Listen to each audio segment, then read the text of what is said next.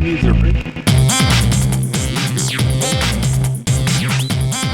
All right, everyone, welcome back to another episode of the I Can Do This All Day podcast. I'm Dan, the Part-Time Avenger. That is Mark, the Resident Jedi.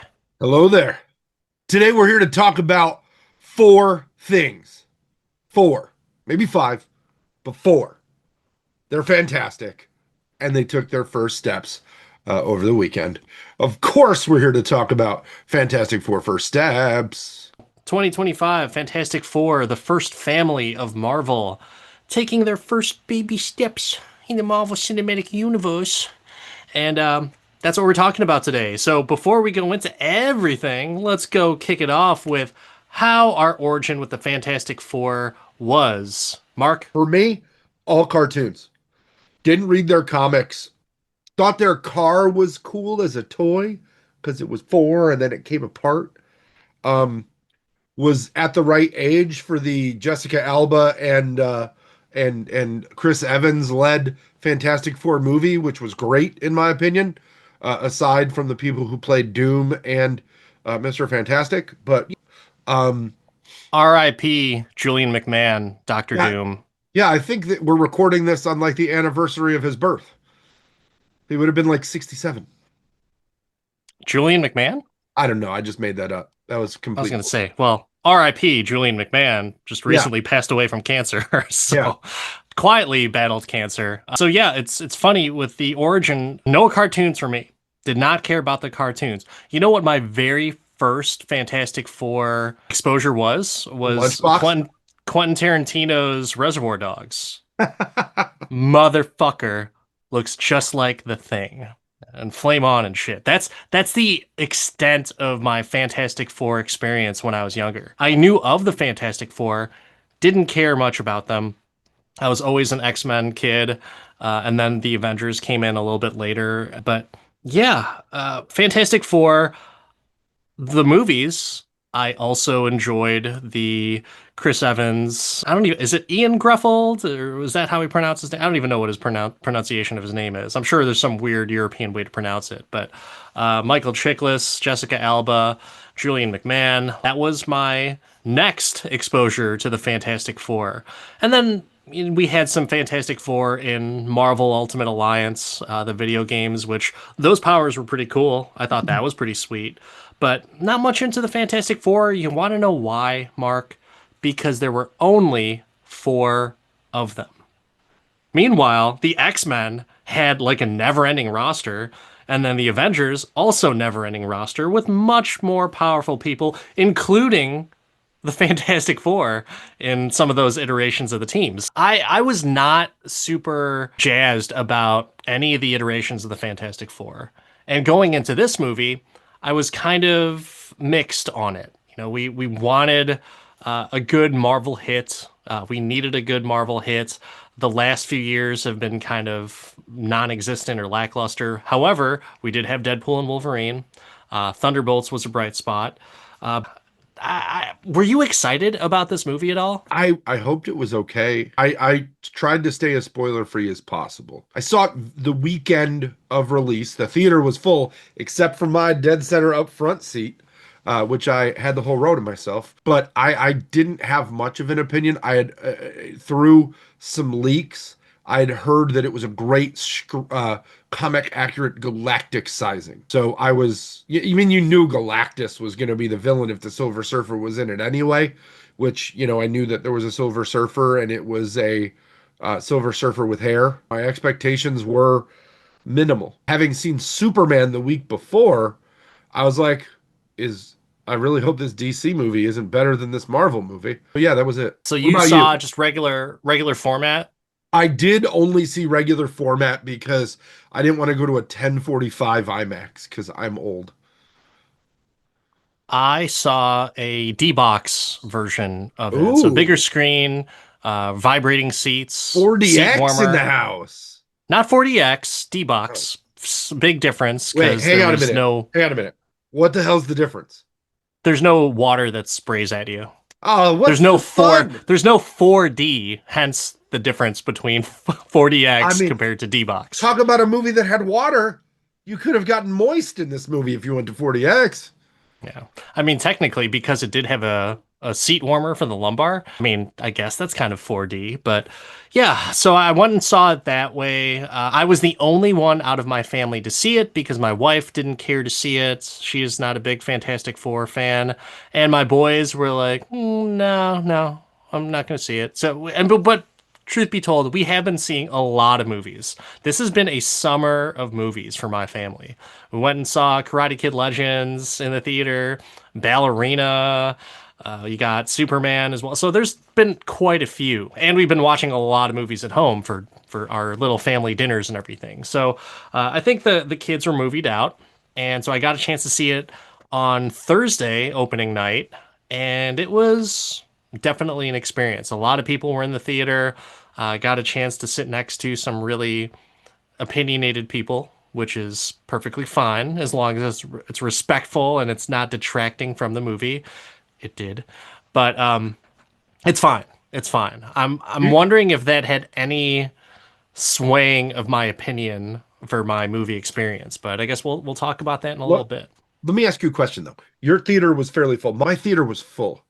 And when my wife asked how it was, my first answer was I was in a full theater and couldn't tell. Was yours Mm, raucous or was yours quieter than you would expect an opening weekend Marvel movie? quieter, a lot quieter than I expected, So and you had a almost like similar experience? yeah, almost uncomfortable to where it's like, should I react right now? Like, Yeah. why am I the only one chuckling or even making any type of moan, sigh, whatever? Like that was a weird thing because there were a Yeah. lot of people there. Besides the two people that were sitting next to me, no one else said a peep. It wasn't until the end credits that I got some type of reaction. Mm. Yeah, it was weird to me that it was just nothing. Yeah. Normally, like, because I see things late and often, like on weeknights, I get a quiet theater, but I was excited to go with a crowd. I don't mind sitting in the front row, so I was like, sweet, there'll be like crowd noise. And there was fucking none. I went on opening night because I was thinking like I'm gonna get a chance to see the the next big Marvel movie, and there would be people just like me excited to see it. And that's the only reason I got the D box seats because I was thinking like, yeah, this is gonna be sweet.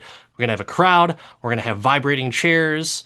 I'm gonna I don't know, just have a good Marvel cinematic experience that I haven't had since Endgame, really. Maybe actually, I take that back. Spider-Man, No Way Home was the last one that I had that. It was just a little bit strange, and my expectation going in was, I like you was fresh off of Superman.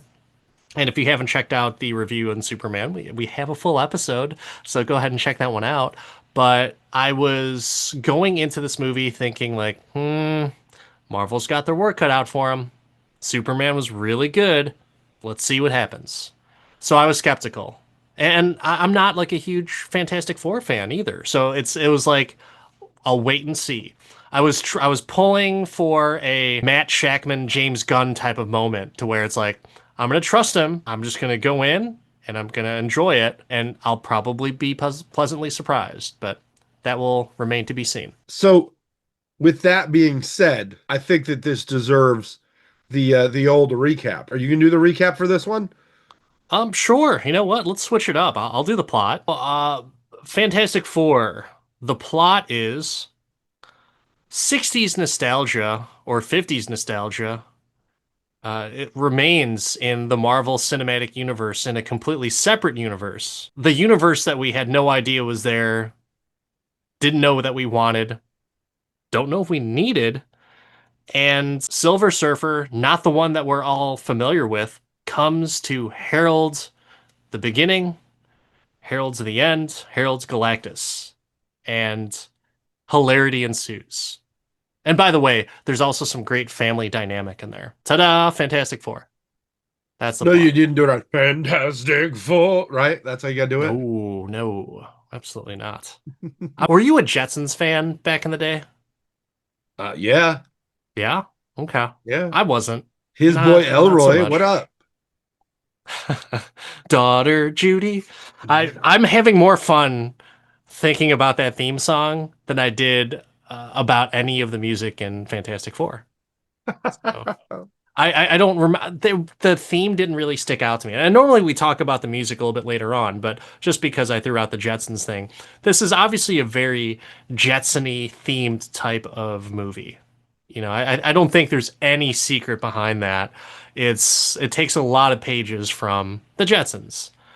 You've got like a clever robot, adorable Herbie, um, and I wouldn't say was it Rosie? Was Rosie the Rosie was robot? the housekeeper The for the maid? Jetsons. Yeah, yeah.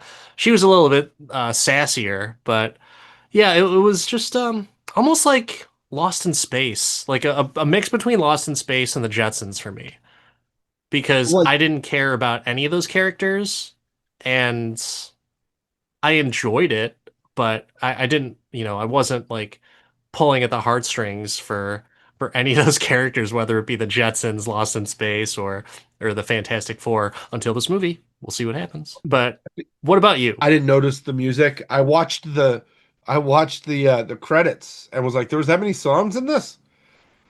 And one of the songs they credited was from an after credit scene, the Doom theme. And I'm like, oh, spoilers! Spoilers, we're gonna spoil the movie. Yeah. The Doom after credit scene. And I'm like, wow, that they had so little music that they had to credit that just to fill out the page. Like, what up? It's interesting that you say that because I didn't even know there was a Doom theme. Like I remember the end credit scene. The music did not stick out to me. The No, it music didn't did think not out to stick me out to me. either. But the end credits, I know we're starting at the end, but oh my God, they were the longest end credits I think I've ever seen or sat through ever. I think they used 15 VFX studios for this or more. Just the VFX. Just to do the end credits.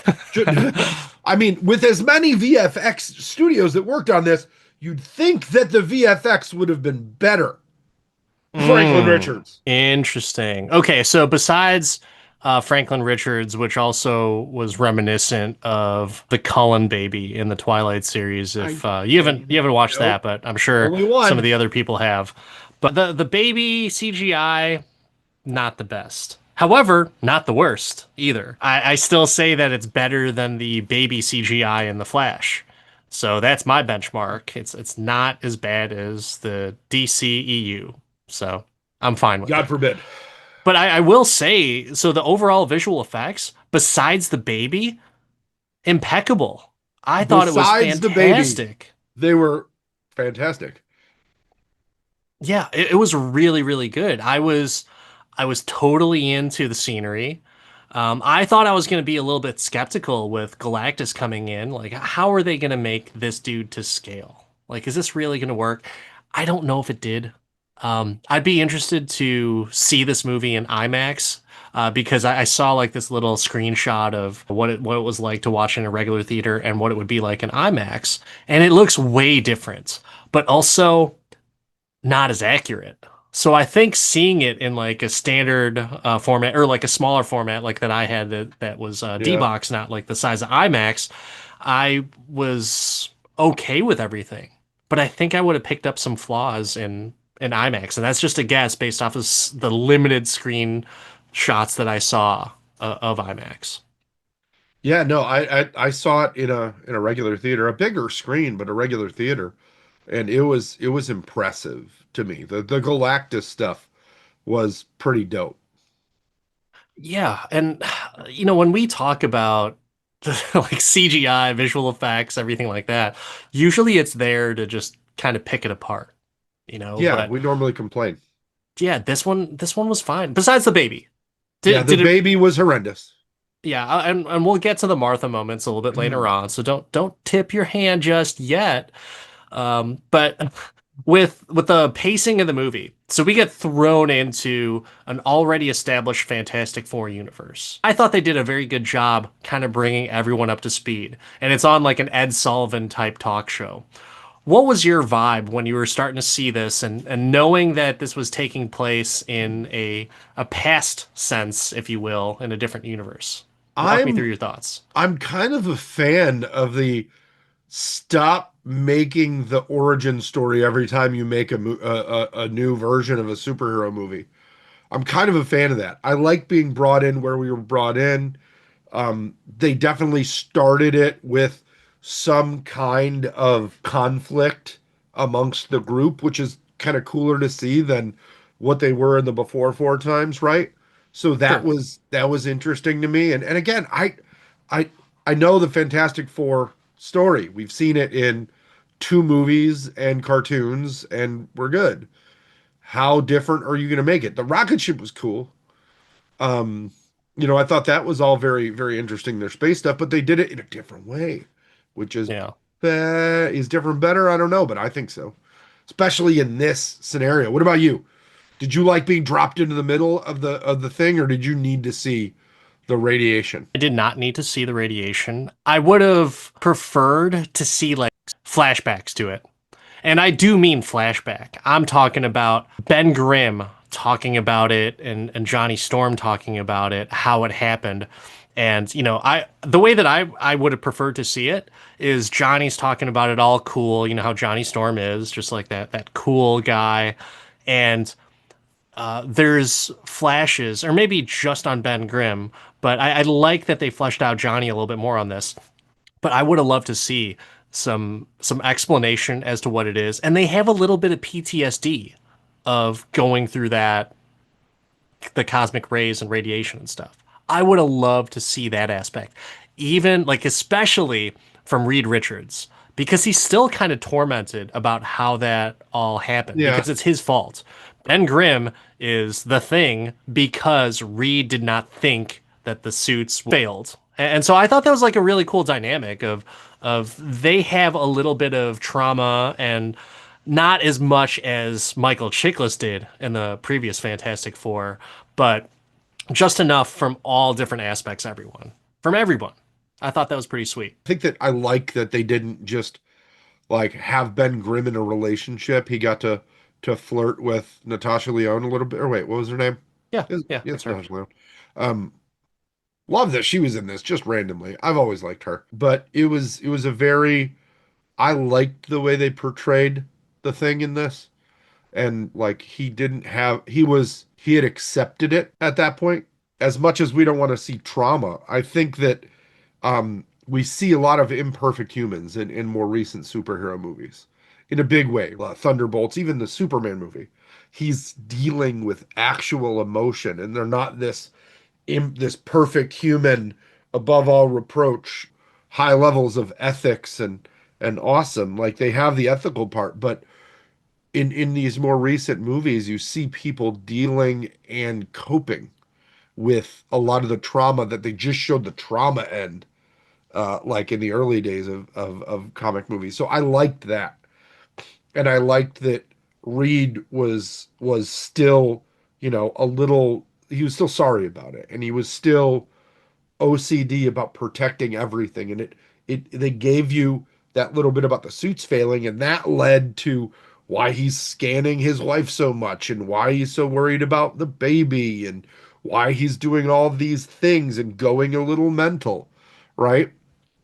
That's the Reed Richards that we deserved. The Like manic this, Reed Richards? yeah. I mean, you've got this analytical brain, whereas in the previous Fantastic Four, not I'm not talking about the Top Gun Miles Teller one. I'm talking about Michael Chiklis and Evans and Where you I had the can't pronounce his name. Slav Reed Richards who scored Jessica Yeah, Alba? he was just too polished, Yeah.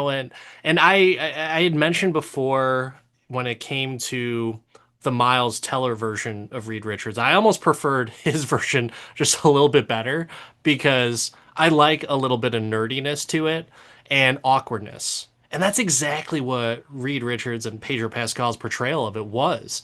You have someone that is put together, but he's so analytical, and there's like a almost like the some comic storylines actually talked about how Reed Richards had autism, and so that would probably be like as kind of on the spectrum to where I liked Pedro Pascal's portrayal of that because I get a chance to see some of that what some people would say a disability or something like that. But no, that's just Yeah. his overall portrayal of the character and his personality. He is super analytical. He only thinks of the stuff you should not think about. Right. And that's anyone who has autism in their families or friends or anything like that. That is something that is very, very realistic in a lot of those cases. So it's kind of cool to see that side of it. And I thought this was the most balanced of the family dynamic of Marvel's supposed first family. I got that Chris Evans is the Human Torch. He was basically a jerk to Ben, and he was a hotshot prick, and that was it. But this portrayal of Johnny Storm, Joseph Quinn, who for anyone who watched Stranger Things, I liked him ever since Stranger Things, and he can do no wrong. So every movie that he's in or every TV show he's in, I will definitely watch because he just is a fantastic actor, and he brings some really good levity to everything, but not too cheesy, hokey, corny, bully-ish, kind of like Chris Evans' version of the Human Torch was. So What did stop you? dogging Evans. Evans was amazing. Um, I mean, I liked him. He was my favorite part of those yeah. movies. But in terms of Johnny Storm as a rounded character, rounded he was not. Here he is. I think that I really appreciated Sue in this. I really appreciated Oh, hell yeah. the way that they showed her level of compassion for Reed's neurodivergence. I think that's the word you're supposed to use. Um, but she understood it. She was patient with it. She knew he had a process and she like wasn't frustrated by it. She just knew she had to let him work through it. And she even said, I let you do this to get it out. She, but we can't control it anymore. It is what it is.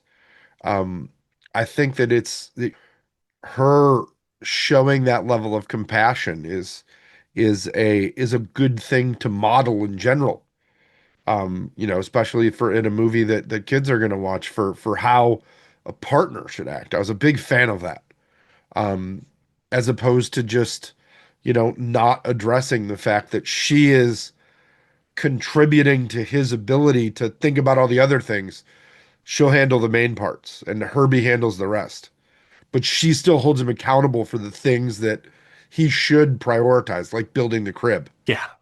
That was a cute line there. Hmm. And she puts the screws to him, and it's not like in a see you next Tuesday way, but it's a very boss bitch move, and Yeah, that's exactly what she was in this movie. She was a boss bitch, and I mean that with all the respect in the world because I like having Sue Storm as a badass character because as I was playing the video games, I realized that like, oh, yeah, the Invisible Woman isn't just someone who turns invisible. She has an awesome power. She could basically be like the leader of the Fantastic Four. And in this movie, I feel like she kind of is the leader. Reed may be the spokesperson, if you will, where people see him as the smartest person on Earth. But I think they really know that Sue is the one who will keep she's everyone in the line.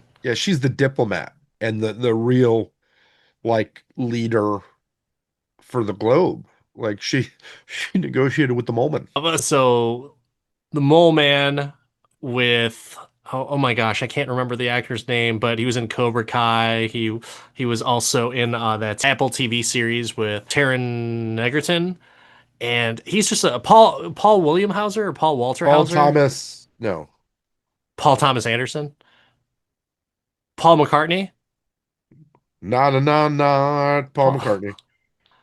You're thinking of Paul Paul Thomas Walker Anderson. Hauser.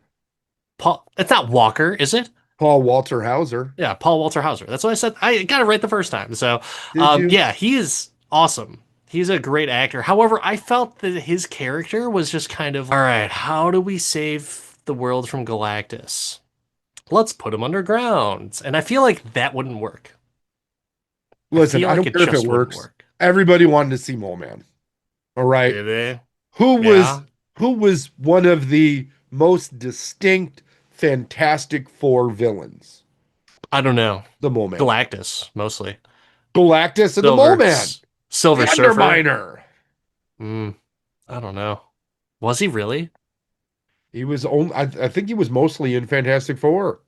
There's a reason that I didn't like the Fantastic Four then when I was younger, Listen, because I if was just Mole stoked to Man, see a character that has, like, what's their power? They live underground, but it was just cool to see. I felt like his role should have been bigger and it could have been a lot more. And maybe it was and it got cut down, but it was just like, okay, fine. We'll have him in here as a plot point. Like we defeated him early on, and yet there's still some diplomatic relations there with Sue and him, and I thought that was cool. Where it's like I'll trust Sue on this. I'm like, great. Vanessa Kirby is Sue Storm. I did see something kind of funny to where I like how everything is portrayed in the past, like retro, whether it's 50s, 60s, whatever. And here's Vanessa Kirby as Sue Storm with this badass haircut that is like transcending by at least 30 years. Like that was kind of funny to me. I was like, yeah, I guess you know what? They didn't give her like the traditional She didn't Sue have the bob. Storm bob. Yeah, nobody wants the bob. They saw Superman and they're like, we can't do this to her. Yeah, can't give her the Guy Gardner. Can't do it. No, no. So we talked about Sue, we talked about Reed, we talked a little bit about Johnny. Ben, my prediction going into this is that Ben was going to be the glue of the team. And you thought it was going to be Pedro, Daddy Pedro. I think we were both wrong. I think it was definitely Sue. Would you Yeah, Sue agree? was the glue. I mean, who doesn't love Daddy Pedro, by the way? Daddy Pedro. But He, Sue was the glue. Sue held it together. But the beard on the thing worked for me. I thought oh yeah, it was going to be terrible, but it worked for me. it was cool. I liked it. I love the fact that he was shaving with like a, An you angle know, grinder. it Yeah. was hilarious to me. And that makes sense. I'm wondering if he has to do that anywhere else on his body. But Oh, um hey, I'm throwing it out there because leave the rock garden alone. I'm like Brody and Mallrats. I need to know this type of Mm. stuff. The people demand to know.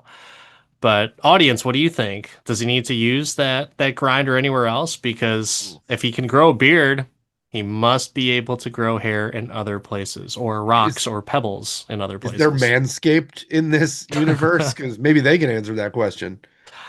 Like paint thinner, just like is that what he has to use in some cases?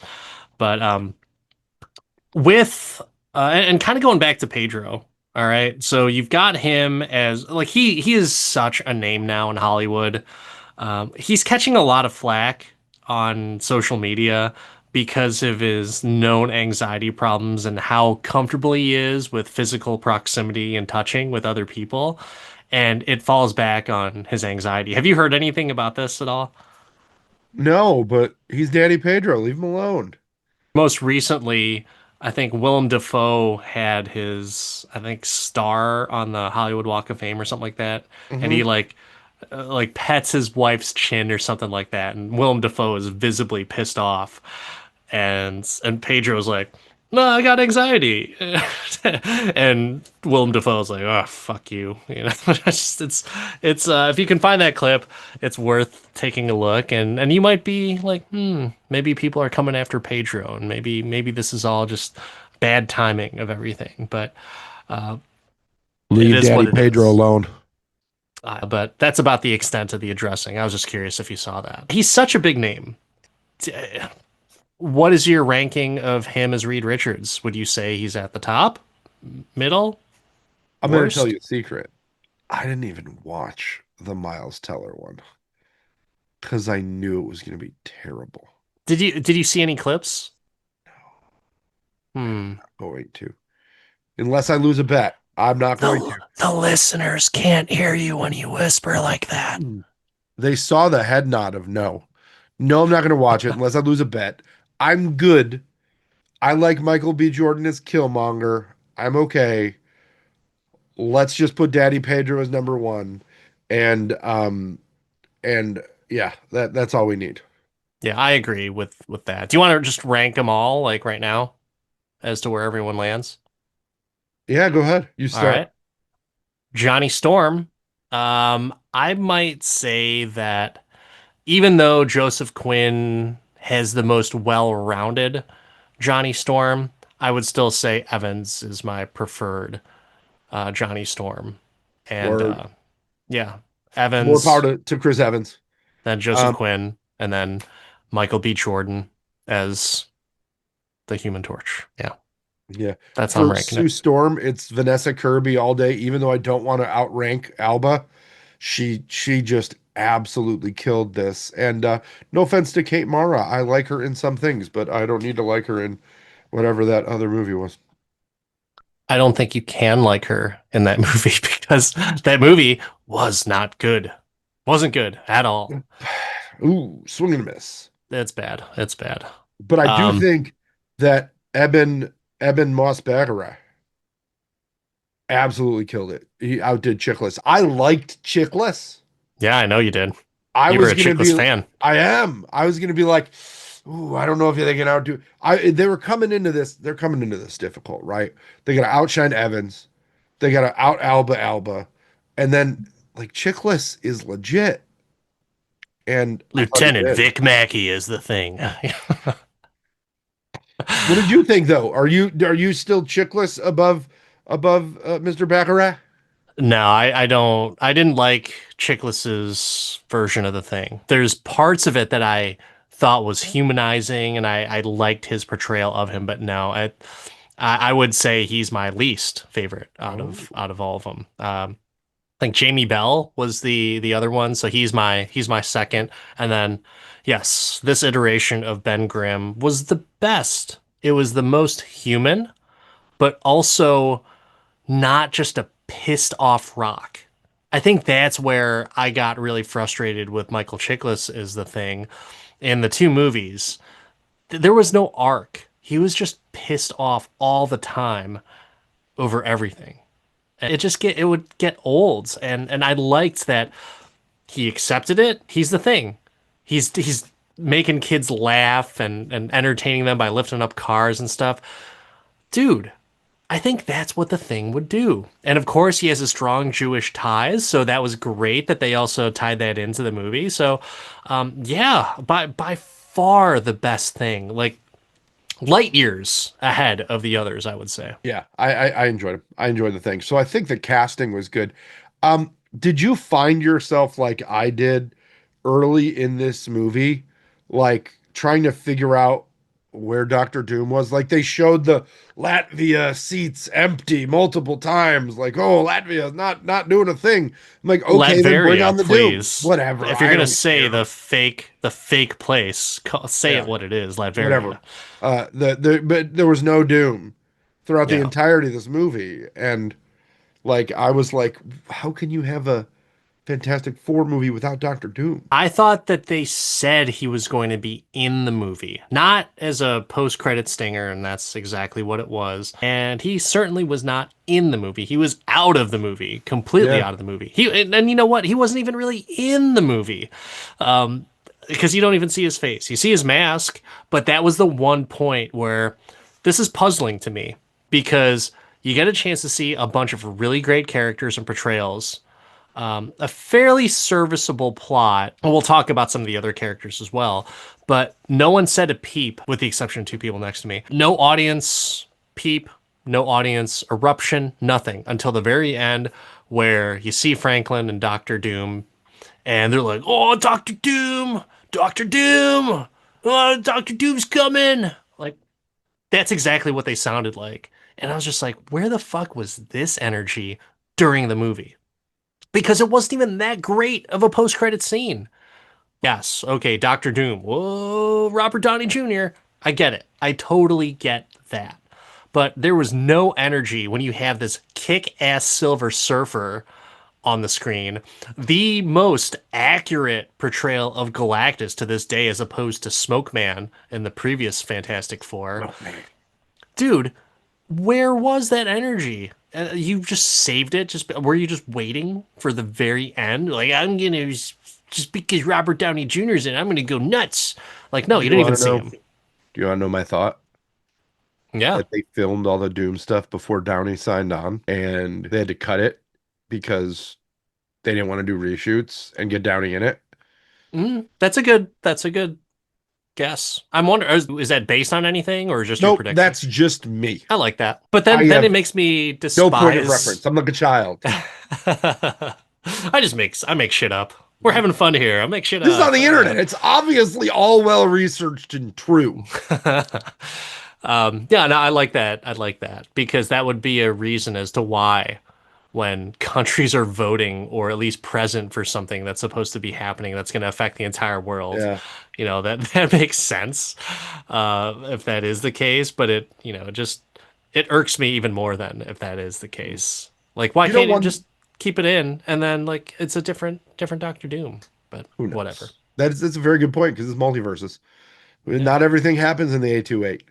Um, the one thing I did like about this movie that has nothing to do with the characters or the setting or anything is the way that they approached the political process, the globalness of their connection, minus Doom World, right? But the globalness, the way that everybody came together with the one heroes that were supposed to that took care of everything, like and they gave trust and appreciation. This is what happens when you don't need the Sokovia Accords, right? And the messaging around global partnerships was very loud in this, and I liked that. There was a line in it that I remember from The West Wing about a small group of committed citizens can change the world.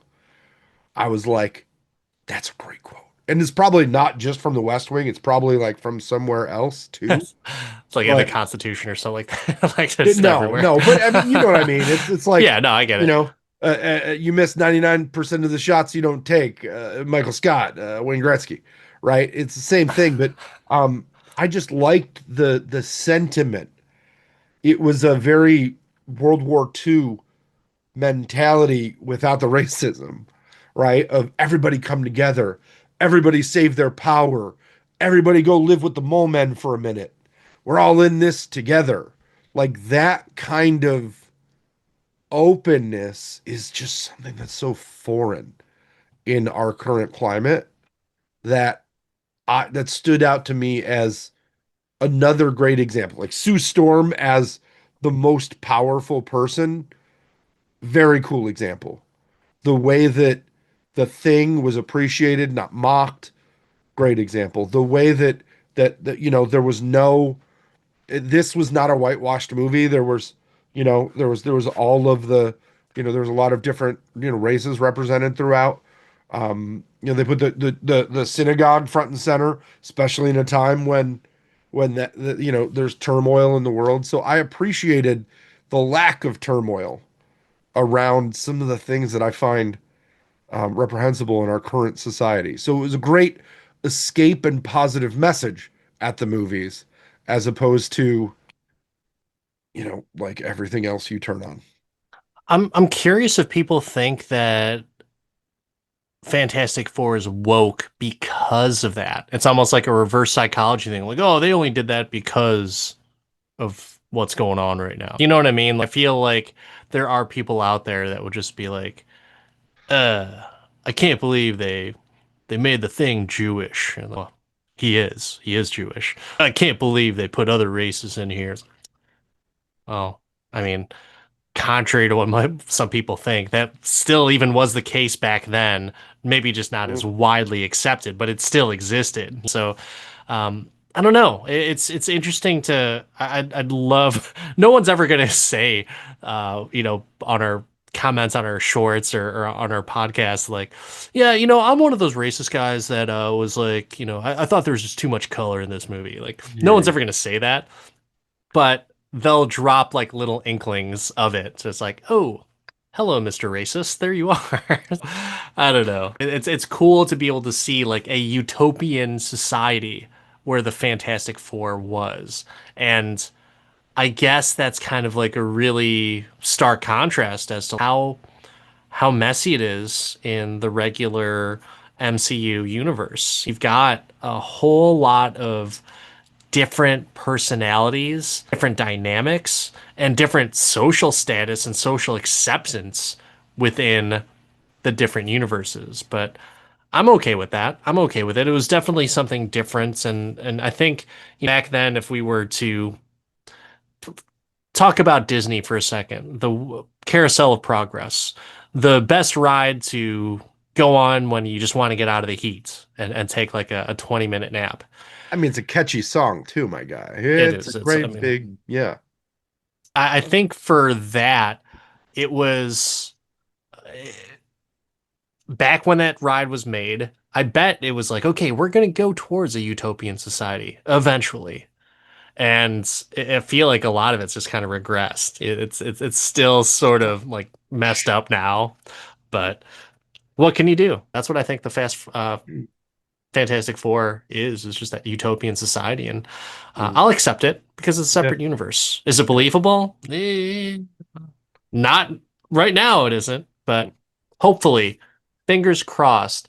When our children are older, maybe we'll be closer. At least we'll take our first steps to being closer to that. oh, that was funny you worked that in. I will say that this was also one of the smartest superhero movies I can remember. The Archimedes quote about levers was like, what a great way to just like teach kids things, right? I just was like, oh my God, they're talking about like literal smart things and not just a time heist. Hey, well, I Holy will say cow. that Spider-Man No Way Home did that as well. So Peter Parker did that when he was in the mirror dimension. But Yes. yes, Yeah, I'll this one give you is that. definitely smarter. I This is definitely also smarter. also another smart move. Move all the people underground. Only superhero movie I can think where they knew the fucking place was getting wrecked and they found a way for people to take cover. Never seen it. Didn't they just do the opposite of that in The Dark Knight Rises? Kinda, yeah, yeah. Yeah, so I don't know if it's as clever Oh, I thought it was really clever. I thought that was good. I thought that was good. And did you catch the subtle Kevin Smith nod? No. How many things did they need? Was it 37? It was 37. What were the things that they needed? I thought there was 37 different portals or something. Something Oh, was I 37. definitely didn't Or catch they needed that at all. 37 seconds to do so. There was a 37 there, and I was just Hmm. like, yeah, of all of the numbers, you picked that for a reason. There's no other reason in pop culture to use 37 other than when you're planning not to suck any Yeah. dick on your way through the parking lot. If that is like a nod to Kevin Smith and Matt Shackman, you're awesome because yeah, that's fantastic, literally. But I want to go back to Julia Garner as Shala Ball, the Silver Surfer. There was a lot of hate going into this because people were thinking like, oh, they gender swapped Silver Surfer. For the record, everyone, they did not gender swap the Silver Surfer. There have been multiple Silver Surfers, and Shala Bal just happened to be one of them. Norin Rad is the male Silver Surfer that a lot of people are familiar with. But I'm okay with a different Silver Surfer being there because you know what? Julia Garner was fantastic in Ozark. She's great in this, so I'm down with it. What were your thoughts on her? I am unfamiliar with the multiple surfers, but nothing about her gender impacted her performance. They gave us backstory as to who she was and the sacrifice she gave. Like, yeah, I'm okay with it. I She didn't require a penis to ride the surfboard. The one thing that did kind of bother me about that is I didn't want to see her in human form because in my head they're just silver beings. And I honestly don't know if that's the truth in the I comics, disagree. I disagree. but I liked the fact that we got that's the backstory I needed because I knew the Fantastic Four story, not very familiar with the Silver Surfer yeah. story. Didn't Fair know enough. he was semi Thanos and he's just drafting people off of worlds sometimes. Yeah. I'll take It would that baby and that lady with the slick back hair. yeah, I did like the fact that they gave her some human characteristics. They humanized her for sure. And I was good with that. But I like, and granted, like if you're gonna have Julia Garner in a cast, you want to see her in the movie itself, like not just in some type of CGI performance or anything like that. So I guess so. But yeah, I guess the purist in me just like I just want to see silver people. She was on a planet full of silver people, and I don't even know if that's really the case. If Norrin Rad is transformed into the Silver Surfer because of the surfboard, I don't know, and I'm too lazy to look it up to be quite Yeah, honest. no, don't care.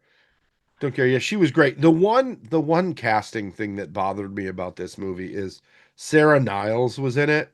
Are you familiar? Negative. Dr. Sharon Fieldstone from Ted Lasso.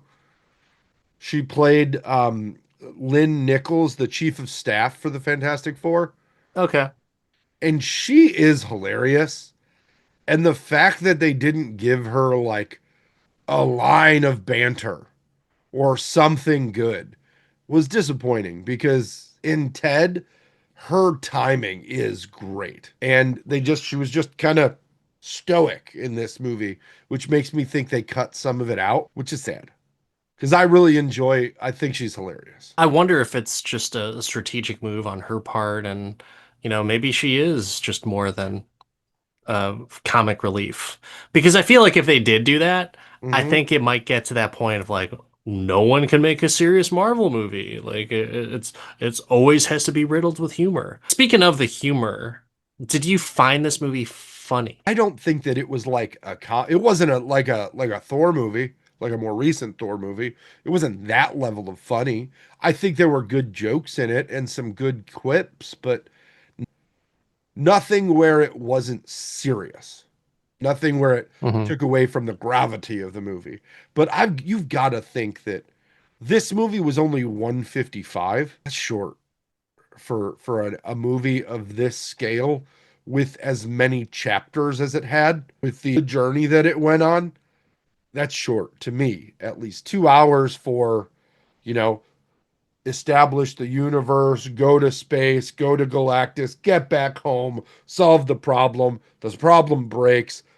For all the journey we went on, it felt like something like Doom was left out. Yeah, I agree with you, and I felt like the movie was it was slow at certain points, but it went through a lot of hoops to get to the end result. And I'm not saying there were pointless side quests or pointless scenes. I just thought there was a lot there. And I was trying to anticipate, when is Doom coming? When is Galactus coming? When do we get to see Galactus? Are we going to see a big fight at the end? Is the Silver Surfer going to join forces with them? How much of a battle is going to happen between the Fantastic Four and the Silver Surfer? Is Mole Man going to come in and double cross them? Like there were so many different things that I was thinking, and that's how the plot was to me. Because then you have this whole dynamic of Franklin Richards, the baby, and seeing the previews is like, okay, I know for sure that Sue Storm is not pregnant the entire movie. So where's this plot taking us? I thought they did a good job of bringing us to the resolution. I was just kind of guessing more so than I just recently saw. I know what you did last summer, the remake or the reboot, I should say. And I was more confused by the Fantastic Four plot than I was with a movie trying to guess a killer. What were your thoughts on the plot overall? Were you following it pretty easily? Were you trying to anticipate and try and predict as to where it was going? I just went on the journey. I knew Galactus was gonna come at some point, so you kind of knew where it was gonna go, and you knew they weren't gonna lose. So, you know, Mm. So you thought that they were going to win. well, yeah, because they're gonna be in the Doomsday movie. I thought they were going to lose, and I thought that they were going to have to abandon their universe. See, I did, so I didn't. Hmm. I will say that at one point, when I say win, I mean save the Earth, not necessarily defeat Galactus. So there was a point where I thought maybe because he talked about it earlier in the movie, I thought maybe they were going to beam their Earth somewhere else. I thought that Yeah. was going to be a move. I thought they were going to beam it into the multiverse. I thought the same thing as well. Like that makes sense. Like, okay, great. This is how they're going to get from their universe to From the main 828 to MCU. wherever the hell else.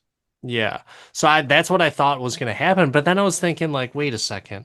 Fantastic Four, their little rocket is coming in at the end of Thunderbolts. So what is really truly happening here? And so there's a lot of theories out there. I don't want to talk about the theories because that'll just be an episode within itself. But I thought they were going to lose. I thought that was it. It was they were done. Galactus wins, and the only way for the Fantastic Four to survive is they end up going into some wormhole, or maybe they get pushed into the wormhole or black hole or wherever it is, and then they end up in the 616 universe is what they're calling the main MCU The timeline. sacred timeline. Yeah, I don't know, man. It's interesting because a lot of people have been talking about that Fantastic Four ship and Thunderbolts isn't the Fantastic Four First Steps crew. They may be thinking it's the Fox crew that's going back there. So I guess we'll have to Yeah, wait and because see. this Doomsday, from what I understand about it, these two Avengers level movies are very to the Wolverine and Deadpool mode of let's get everybody from everywhere. We should get everyone from everywhere because there's only so much time that we have. Only so much time that we have to capitalize on this stuff. And honestly, we'll see what happens with some of the next Marvel movie releases because there's not going to be a whole lot of Marvel movie releases besides the next Spider-Man and then the next two Avengers movies. Yeah, I know there's going to be some TV stuff, but that's it, guys. yeah, and then they're supposedly like resetting to an X-Men universe and going to do a lot of X-Men. Yeah, and they're supposedly recasting too. Kevin Feige said that they're recasting like Captain America and Iron Man and all that shit. So we shall see. We shall see. But where do you think that the overall movie stacks up in this summer of movies? That's a good question. It's probably one of the better, like, one of the better movies I've seen this summer, I think. And I've had my wonderful AMC pass and been rocking through some movies. Um, I liked this more than I liked Mission Impossible. Um, I Good. like Good for you. Good for you for saying that. It's I'm I serious. 100% agree. 100% agree. Mission Impossible was let's do some stunts and then figure out what the movie is. Yeah. Like it was good for what it is. And I love that they went back to the well with all of the characters because I like the first MI1 I've seen 100 times. Love MI1. So the fact that they went back to the well on all that, like I liked that. You know I did, but this was better, just as a movie. Superman was also better than Mission Impossible. Yeah. Um, I'm curious. Like, I want to say that I even like the ScarJo Jurassic Park better than Mission Impossible. Mm. That's a stretch though. But I thought it was good. Um, I think that this might be one of my favorite movies I've seen this year. I don't know that I liked it more than Thunderbolts, but that's because the cast of Thunderbolts is just so good. Yeah. Like Florence Pugh.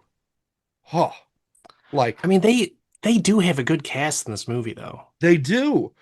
They do, but when you give me Sebastian Stan, Florence Pugh, and David Harbour, I'm gonna take them over this because I feel like while Daddy Pedro is my guy, he wasn't like full on Daddy Pedroing. He was like doing the more scattery. The acting was great. but he just the swagger in Thunderbolts was what really like I enjoyed. You The like the swagger. hero swagger. You I like the do. hero I love a swagger. swaggy hero, bro. Which there Um, wasn't a whole lot of that besides Vanessa Kirby, in my opinion. I don't even think Johnny Storm had that much of no, swagger. that was sad for me because Johnny was trying to like prove that he was Fredo in this movie. I'm smart. I can do things. Look, I figured out the language, and they're all shocked. They're all like, "Oh my God, Johnny did so!" Like they were going to give him a kindergarten diploma that he figured out how That to is talk to funny. a chick. Um, so that is I will not say that it's the best movie I've seen this year though. um I know we'll talk more later in the year when we talk about best movies we've seen, but I don't know if you've seen it, but Life of Chuck was so good. Haven't seen it, probably won't see it until it comes to streaming. And that's fine, it should be to streaming soon, but Oh, okay. such an Works out. underrated movie. But if you asked me of movies I've seen this summer, this is up there as the top in the it's in the Mount Rushmore this year. Okay. Okay.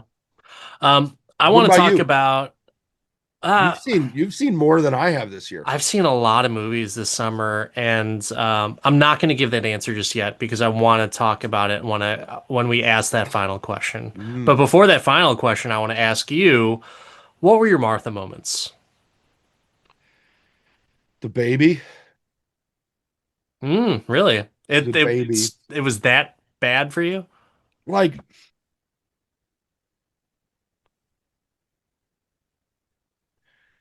the fact that the baby saved her, like was kind of a cliche.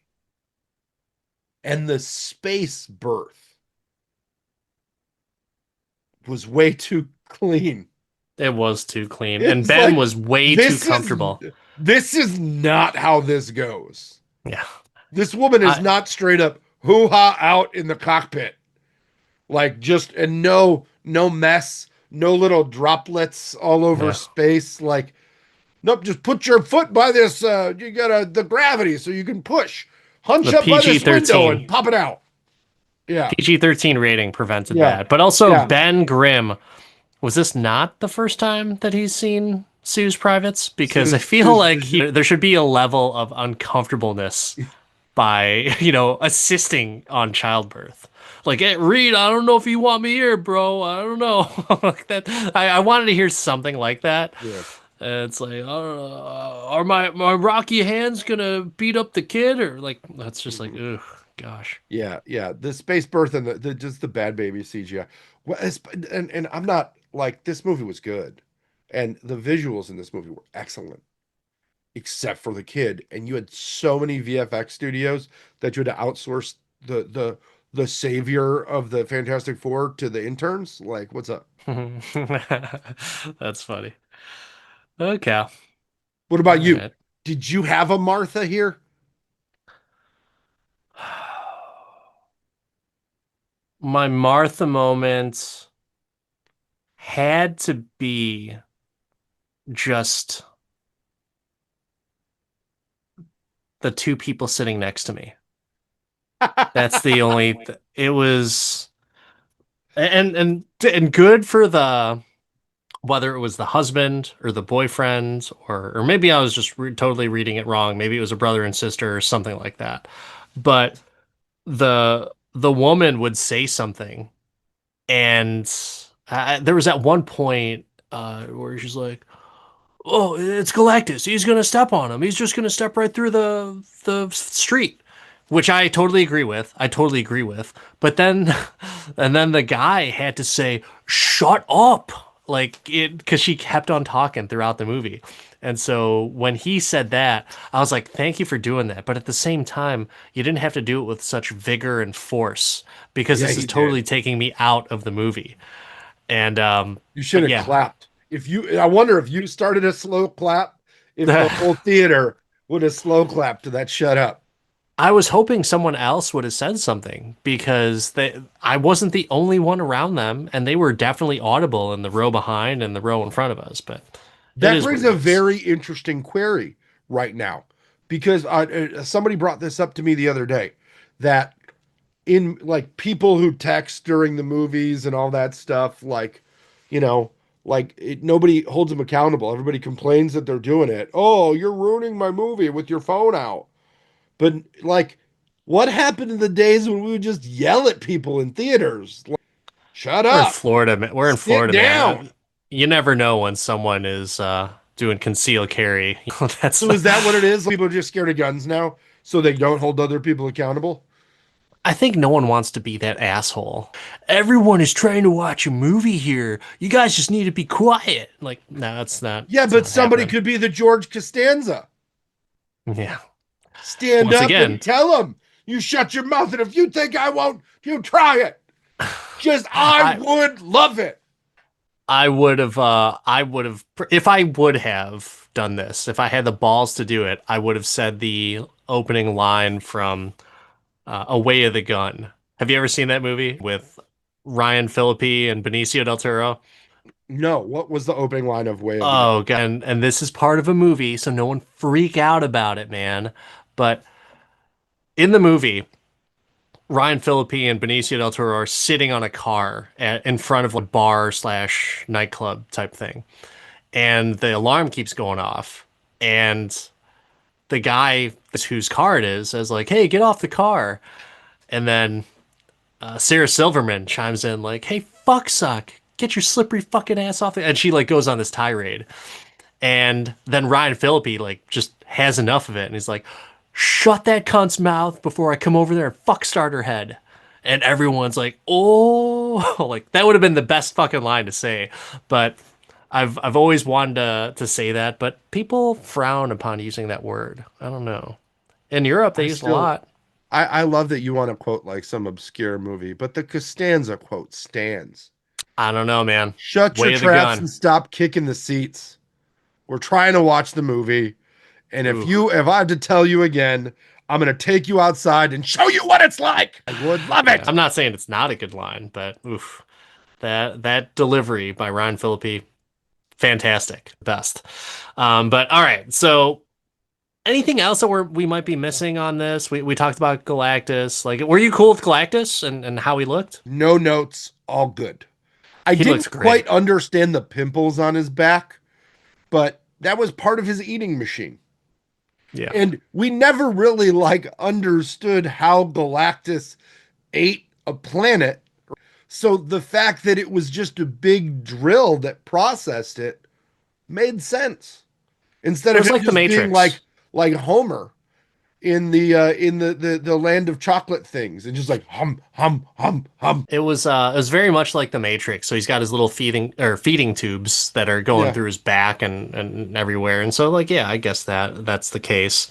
And I like how Shia LaBeouf kind of talks about how Galactus does this, you know, like, and not maybe not necessarily how, but the reasoning for it. It's not because he's hungry. It's just the fact that he needs to consume. And that right there was like a clever line. It's like, yeah, he's not just some hungry motherfucker at Arby's. He needs to consume. There's something menacing about that, but also vague enough to where it's like, oh man, this guy can fuck shit up. You know, so that I was cool with. The visual effects on him was great. Accurate as I would want it to be, although I think there's a little bit of a problem of the scale in some of the shots. Like his head was the size of buildings in some shots, and I just didn't buy it. So I was like, eh. It's like the Godzilla picture problem. You know, Yeah. there's the pictures of how Godzilla is in a movie, like he stands up from water, and then you see like how tall is Godzilla, and like there's like a 200-foot ocean floor, and he just happens to have like super long legs. Like I don't know if you've ever seen the images of that. That's what it kind of reminded me of. But I'm willing to put that aside. It did not Martha me. I didn't have any real issues with that. But yeah, no Martha moments other than the two people sitting next to me and the lack of audience participation throughout the movie. Yeah, that was sad. It Like it, sucked, dude. I it went was there opening fucking night I to went the be. opening Saturday night to a full theater. Yeah. We want that magic in a movie theater. Like, I don't even care if it's a Marvel movie. If I'm going opening night on a movie, I want audience reactions. I want people to cheer. Like maybe not necessarily clap at the end, but I won't like hearing like a few hoots and hollers, Like I like that stuff. It makes the movie experience more fun. And that's probably one of the big reasons why people go to movies, I would say, is to have that type of experience. Didn't get it this time.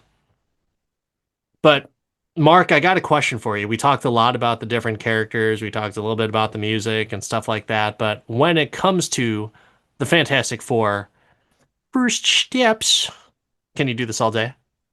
I can do this all day, even though Franklin Richards didn't take any steps in this movie. Where's the first steps? I don't understand it. But I enjoyed it. I think it was one of the better movies we've seen this year. It has some rewatchability. There's deep cuts in there I'm sure that we missed from a reference perspective. The visuals are amazing. And I think that it'll translate to the TV at home. But I'm not the only person on this podcast. And I'm not the one with the most hypocritical takes. So I'm gonna throw it to you, Dan, and ask you, Fantastic Four, first steps all day? Question mark. I walked out of this theater underwhelmed. It was a good movie.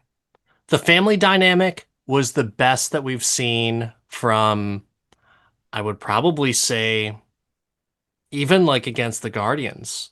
It was just a very, very good dynamic that the team had. But there's a few issues that I have with it as not being a Fantastic Four fan. So I'm already slightly biased against the movie because I don't have a dog in the race. I don't care about these characters. I know of them.